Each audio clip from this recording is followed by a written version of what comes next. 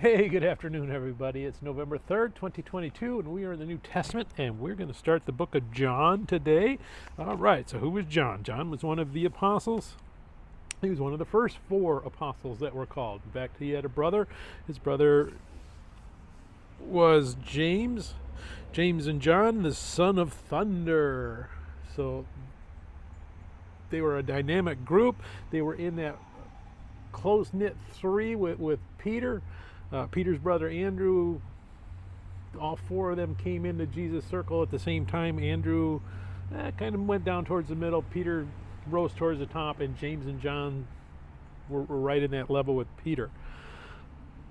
We also find out that one of the disciples was the beloved of Jesus, so he was his best friend, and that was John. John was Jesus' best friend. So you get the idea that, hey, you know what, if you're sitting in a room and Jesus walks through the door, you know John's coming right behind him pretty soon. Oh, there's John, where's Jesus? He must be around here somewhere, because those two are always together doing something. And we see that in this gospel, because this gospel is different than the other three. We get a much more in-depth look at Jesus' personality as a human being, as the creator, as a caring individual.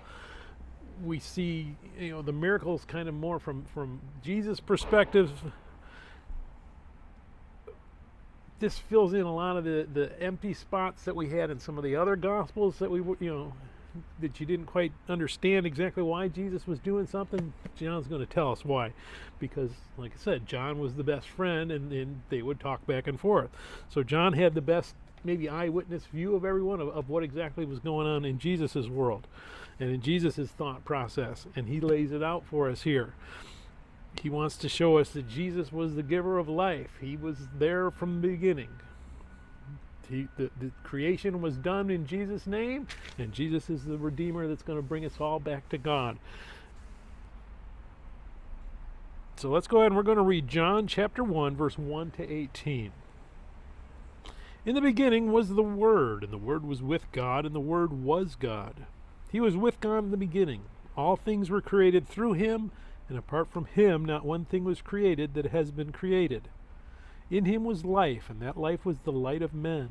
That light shines in the darkness, and yet the darkness did not overcome it. There was a man sent from God whose name was John. He came as a witness to testify about the light, so that all might believe through him. He was not the light, but he came to testify about the light. The true light that gives light to everyone was coming into the world.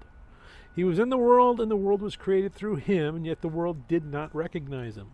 He came to his own, and his own people did not receive him. But to all who did receive him, he gave them the right to be children of God, to those who believe in his name, who were born not of natural descent, or of the will of the flesh, or of the will of man, but of God. The Word became flesh and dwelt among us. We observed his glory. The glory is the one and only Son from the Father, full of grace and truth. John testified concerning him and exclaimed, "This was the one of whom I said, the one coming after me ranks ahead of me, because he existed before me."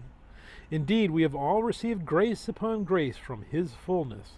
For the law was given through Moses. Grace and truth came through Jesus Christ. No one has ever seen God, the one and only Son, who is himself God and is at the Father's side. He has revealed him. May God bless the reading of his word, and may God bless you. Bye.